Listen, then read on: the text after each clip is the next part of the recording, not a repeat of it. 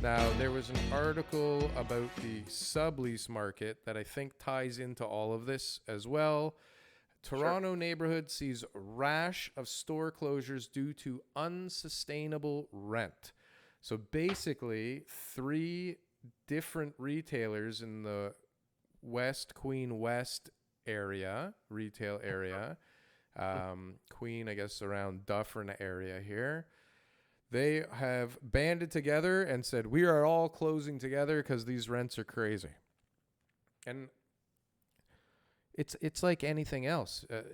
Everything's crazy when things are bad, right? Of course, rents are going to be unsustainable if you cannot sell anything.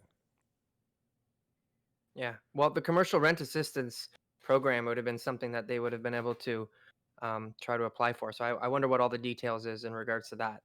There's got to be. I mean, listen, West You're paying Queen West. If paying it, 25% rent. if they're all, if I owned all three of the properties that these people were in, Yeah. I'd be okay with this. Sounds like a development site to me if they're three side by side by side. But anyways, this is Like we're gonna see a ton of this stuff. We're gonna see it like we've heard about brands that we've heard about, yeah.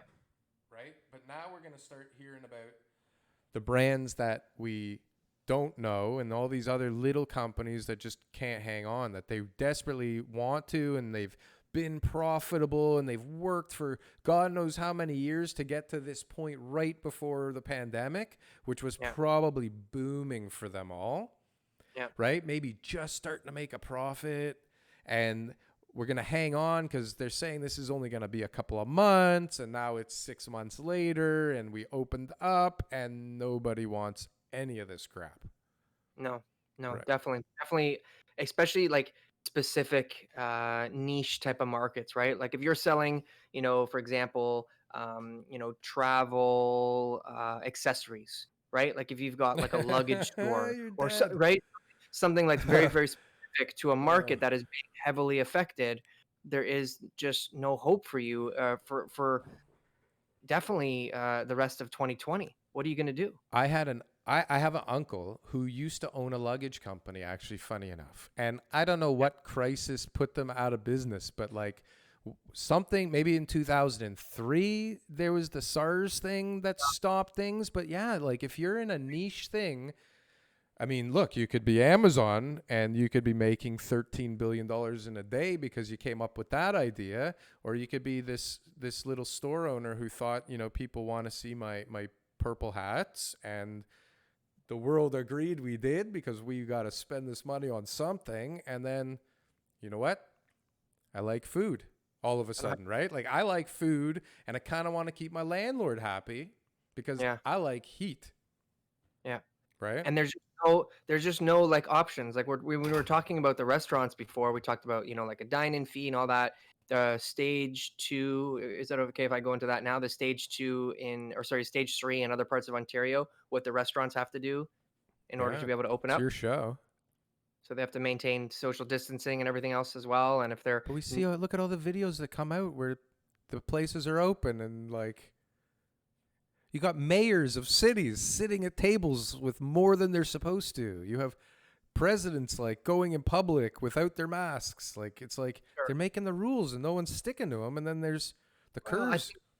I think Ontario has been doing pretty well. I think that's fine, but um, they've got some options like putting plexiglass in between tables, stuff like that. So Yeah. there's a level of safety that has to be addressed, and when that is addressed, then business really can return to normal, and that there should be supporting their local restaurants if they want to keep them open. And we have to come together as a community and society to be able to put those businesses together.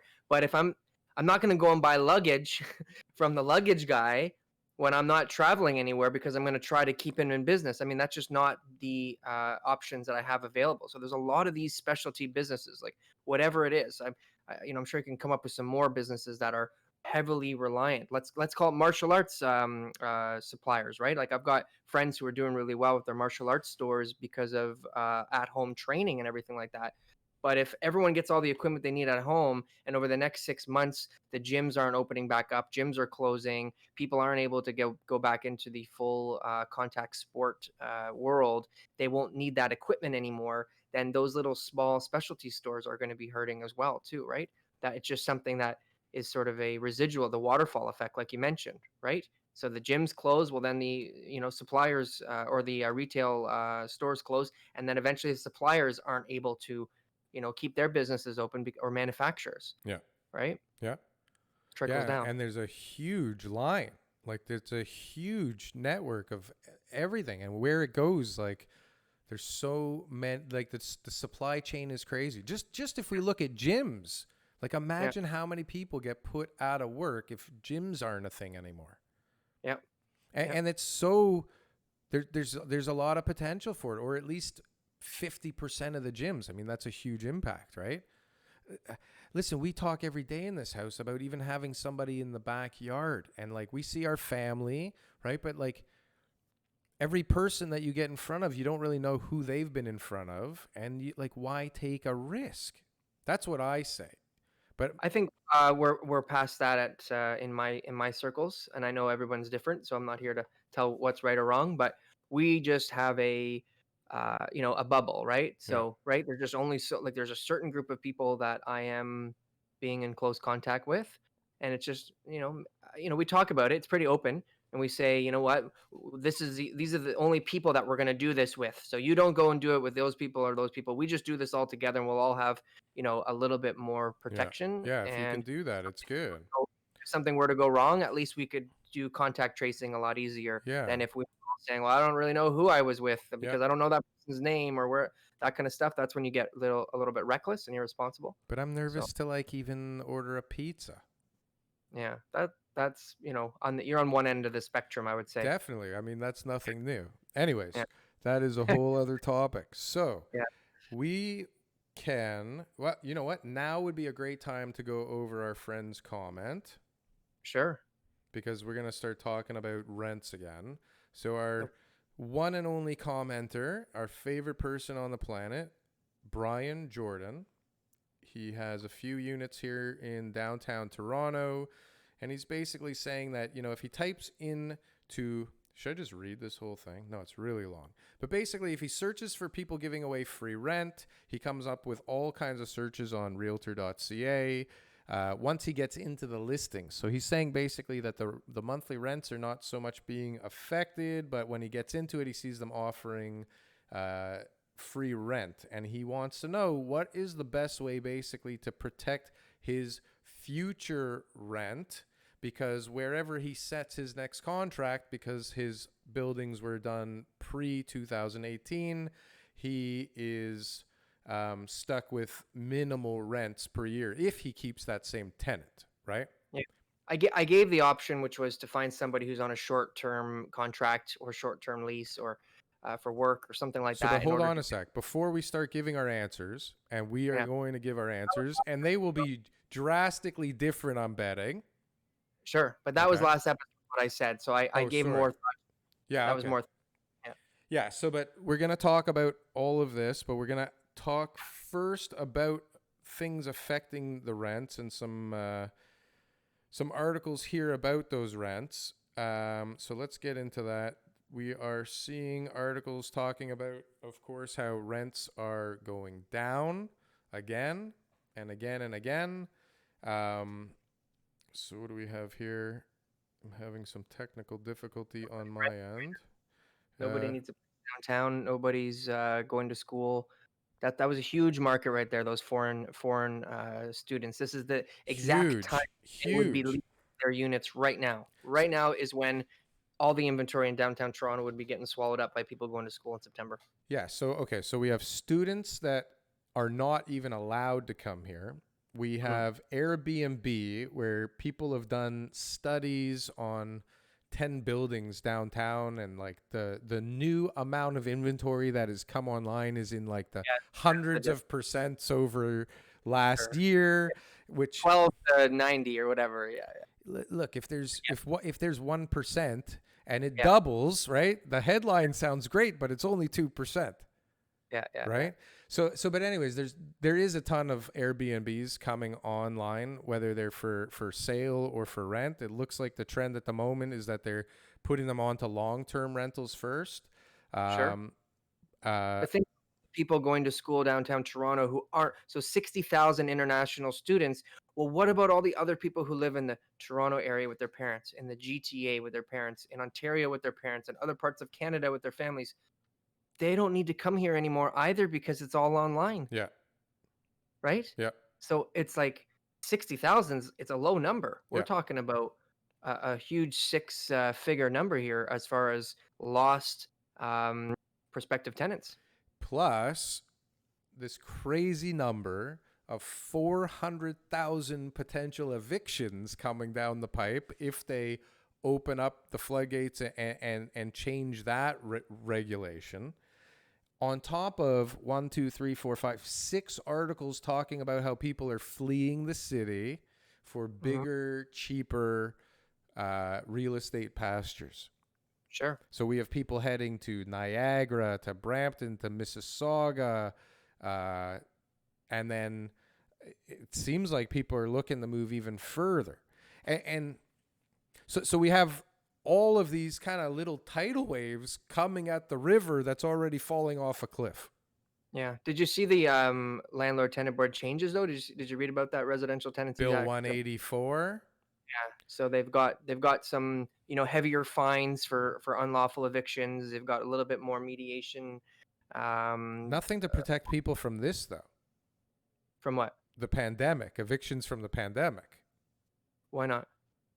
Well, how is it unlawful if the guy lost his job and doesn't pay his rent? And the eviction, right? Like, I think there's an onus upon the landlord to be investigating more type of um, concession, plans. So whether it be rent right. payback, whether like the landlord's got to be making reasonable effort here in order to be able to accommodate, and that's the issue. Well, So so the the first step. landlord's job, though, is not to risk his own capital and equity for the tenants. So what Yeah. I've heard, which was interesting, is for the government to put some kind of a backstop or guarantee on the deferred payments, so that the landlords know that if I am offering this deferral to the Mhm. tenant, that I am not potentially losing 3, 4, 6 months worth of income, right? Yeah. That the government will make up the difference or pay the bill if it happens or something. I mean, how do you protect? How, how do you, as a investor or an owner of a property, want to take on that potential brunt or burden of, okay, I'm going to give you a deferral because I like you. You're a good guy. I like your kids. I've watched them grow up. I'm going to give you 3 months deferral. And then one day you call to say, hey, it's time to pay, and they're gone. Yeah. Then what? So well, then again, it goes to the same protection you have in any type of contract for tenancy, which would be taking them to small claims court. Looking at who you've got in your rental unit, which is always important when you're qualifying tenants, and making sure that they've got I know, good but the guy history of. you have has been a worker at the lumber yard for the last 30 years. Okay. He's had 80 hours a week consistently or whatever, 40 hours a week consistently at the lumber yard for 30 years, and now the lumber yard has laid him off. Well, I mean, if he doesn't find an option through another, form of employment, he's going to have a public record file on his credit bureau, and that's going to be affecting him renting future places. So it's in his best interest to be working out that deferral with his landlord and making sure that he gets those payments made and doing whatever's necessary. I mean, this is kind of what life is all about, Darryl.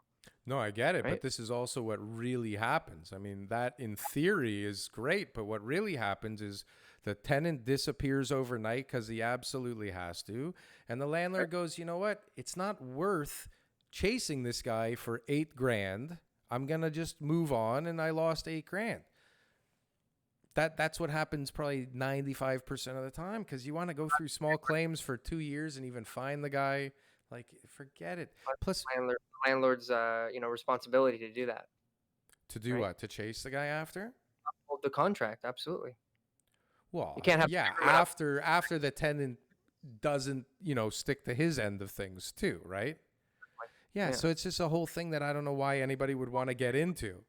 Landlord tenant board just making sure that people don't go right into that eviction process. You owe me money, get out right now. They're saying we want to at least put a delay so that all reasonable measures have been presented to both the landlord and the Sure. tenant in order to avoid eviction. And I think that that is the only option they've got right now, and it was a necessary step. I just don't see anything in here that really changes much.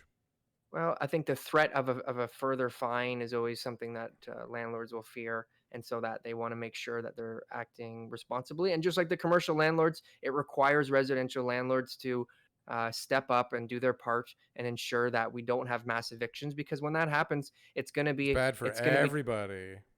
turmoil for their properties. So it's going to be the rental market's down, the housing market's down. There's going to be all sorts of issues that they're going to have. So really, everyone does have to come together. It's the same thing as the commercial landlords. If everyone just evicts all their tenants, who's going to rent those places from you? Where Yeah. where are you going to find that next business to pay $10,000 a month rent on Queen Street West? So is this an Right? opportunity for someone to start some kind of an insurance? I would not want to be getting into the insurance business, insuring people to have their rents paid at all whatsoever All after right, so watching that. it's like numbers. As long as you People get who are in the business are trying to get out right now, probably. finding all the fine print. What else do we have? Yeah, so people are moving out, and that's really the gist of it. I mean, we've got all these major storms potentially coming, depending on what kind of policies get extended or implemented or removed, I guess, in the next few weeks. Yeah. I mean, I look at the stats on this coronavirus daily, and I look at all the charts, and it looks to me like It's not there's good, another man. one of these things happening Stay away. everywhere, but Stay away. I guess that's neither here nor there. What else? We have, what was actually interesting? So, do you remember before we get into our buddies' comments? Actually, you know what? Let's get into our buddies' comments because we're running out of time. And You want to go first or me? I think you should. Well, listen, I don't know. You're going to. Make up I your think mind. you Let's. should go first because you're going to want to blow a bunch of holes through my idea, I'm sure. Yours is going to be much more conservative than mine.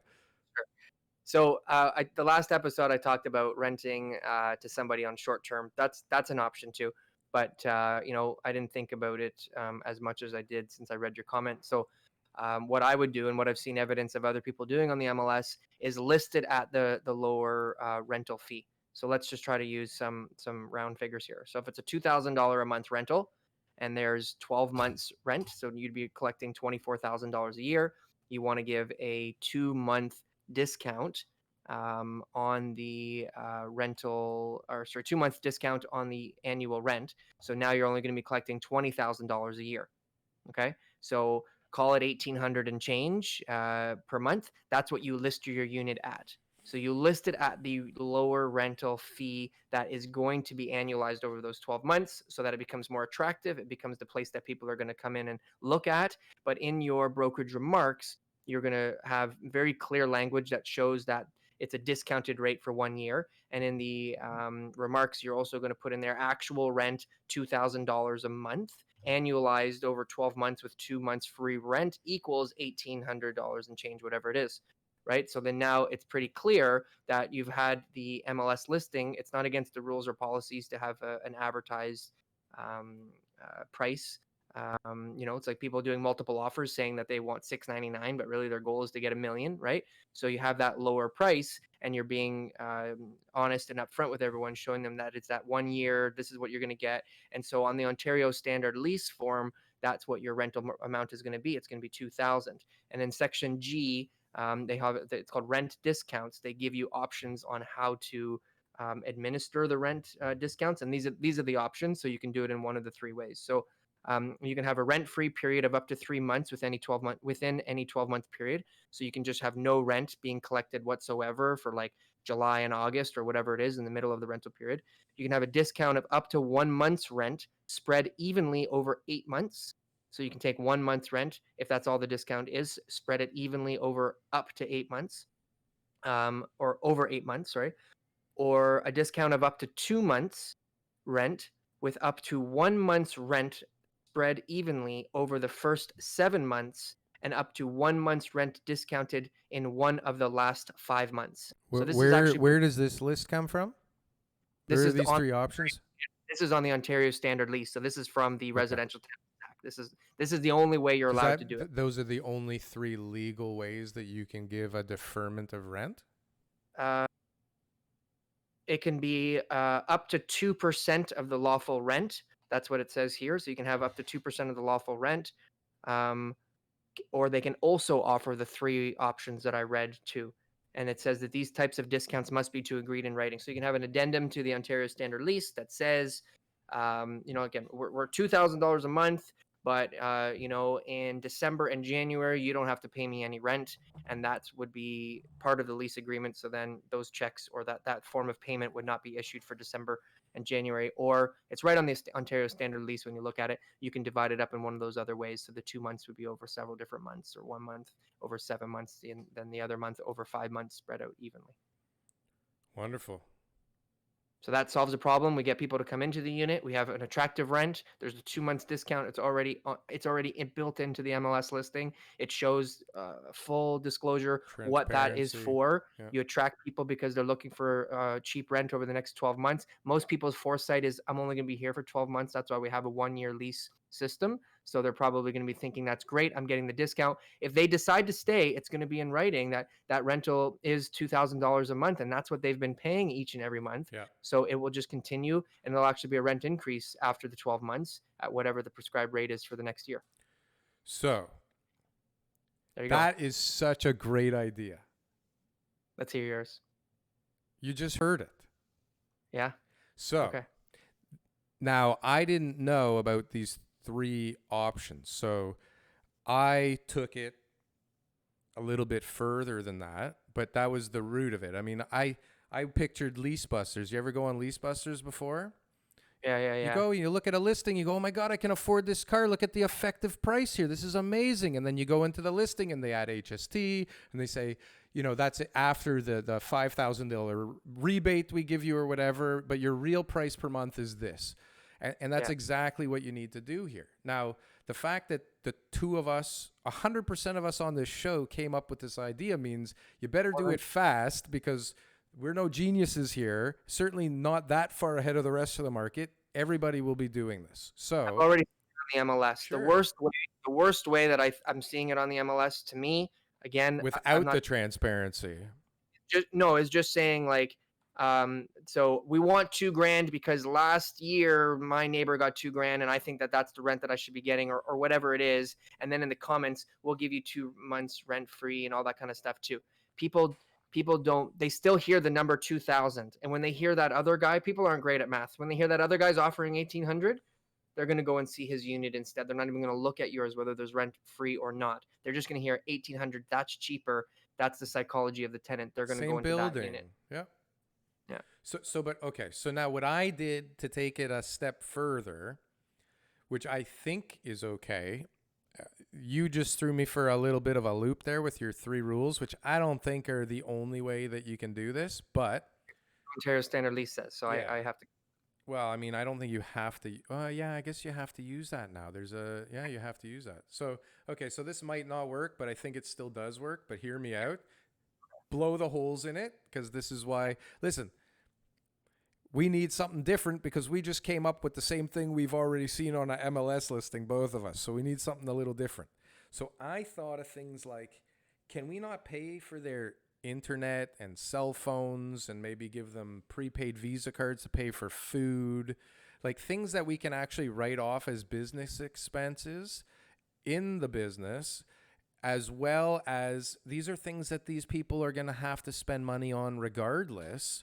It's a good way to keep that rental rate up high and show that effective rate down low without screwing around with the rent, because you can still, or maybe this actually affects those 3 things, because now you don't have to give any month's free rent. You can say, you'll get your gift cards when I get my rent every month, right? And okay, here's your rent check. So I'm collecting my, whatever your number was, $2,500 a month. Here's your $2,500 worth of prepaid MasterCard or Visa or Amazon or whatever, TTC passes and internet charges, cell phones, like whatever, heat, hydro, utilities, like cell phone technically could even be a utility these days because no one even has a landline. But anyways, those kind of things, incentives. And then I thought also, and I don't know, this is probably not likely, but if you could find somebody that owned a car, then you could technically put a lien on the car for, 3-4 months of a deferred payment, and then once it's paid you can release the lien on the car. I don't know how many Okay. renters own a car and are looking for a property downtown right now. All that works. All of it is stuff that is there. It's all part of rent incentives. I just think that you're going to reach a bigger audience when they hear that the price is lower. So Well, when but they you're going to see still show in both scenarios, you're going to show the price is 1800, right? no, and you're going to show it in the broker remarks for agents to bring their Yeah. clients.